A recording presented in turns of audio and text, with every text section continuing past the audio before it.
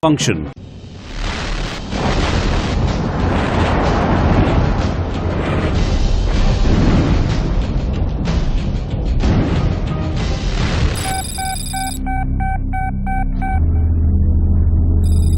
The United States dropped 2 atomic bombs on the Japanese cities of Hiroshima and Nagasaki in August 1945, which marked the end of the Second World War. The end of the Second World War is an epic event of contemporary world politics. The post-war period saw the beginning of a new era of hostile relations between the two giants, the USA and USSR. The period was characterized by East-West political rivalry, tensions, and conflicts short of full-scale war. Each side attempted to be the world's top superpower. During this period, there were real wars and sometimes proxy wars.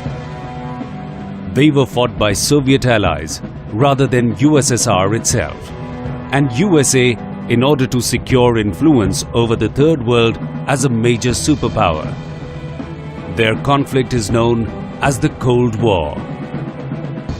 It was the period of conflict, tension, and competition between the United States and the Soviet Union and their respective allies from the mid-1940s until the early 1990s. The Cold War was an ideological war, unlike the First and Second World War. USA followed capitalism, while the USSR adopted the communist ideology.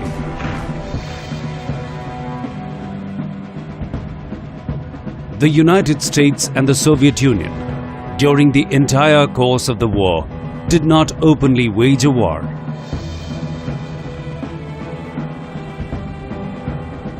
The world was divided into 2 power blocks. The smaller countries joined one or the other bloc and made alliances with them for their own benefits. The Western Alliance was led by the United States. It came into existence in 1949 and was officially called the North Atlantic Treaty Organization, or NATO.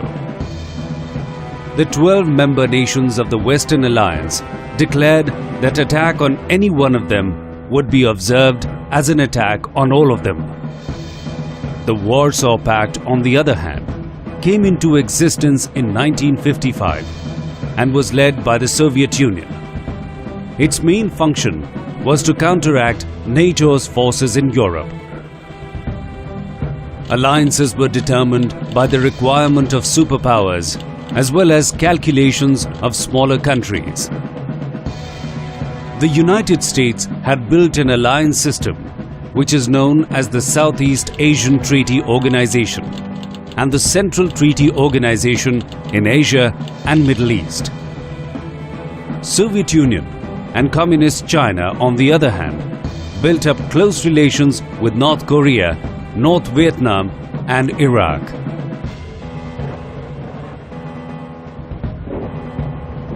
After the World War II, the Soviets quickly took control of many Eastern European countries and adopted the policy of expansionism. The establishment of communist government in Eastern Europe caused alarm in the West. British Prime Minister Sir Winston Churchill responded to this in a speech at Fulton, Missouri, USA.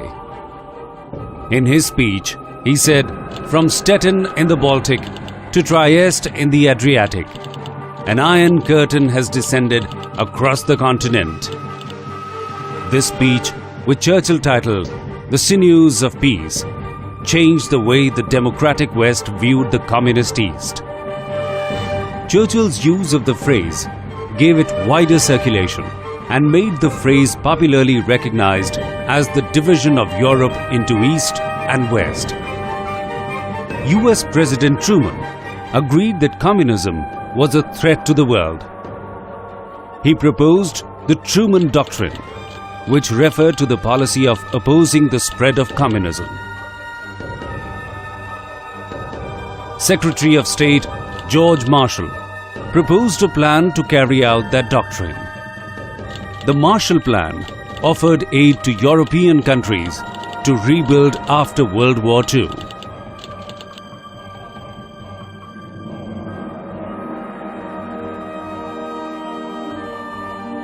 The communist government of East Germany built the Berlin Wall, which separated the citizens of East and West Germany. It was miles long, monstrosity across the entire city, effectively blocking the escape route.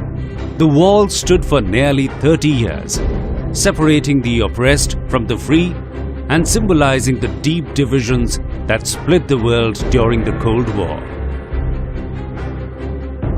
Each country wanted to have more firepower than the other. In 1962, in the midst of this arms race, a new crisis occurred. US spy planes flying over Cuba took pictures of Soviet missiles on the island.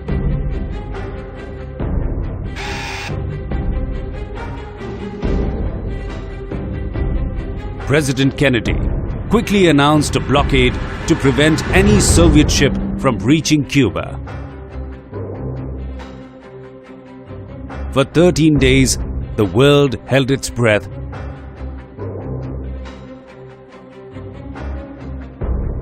as the Soviet ships neared the blockade. If any shots were fired, everyone feared there would be a nuclear war.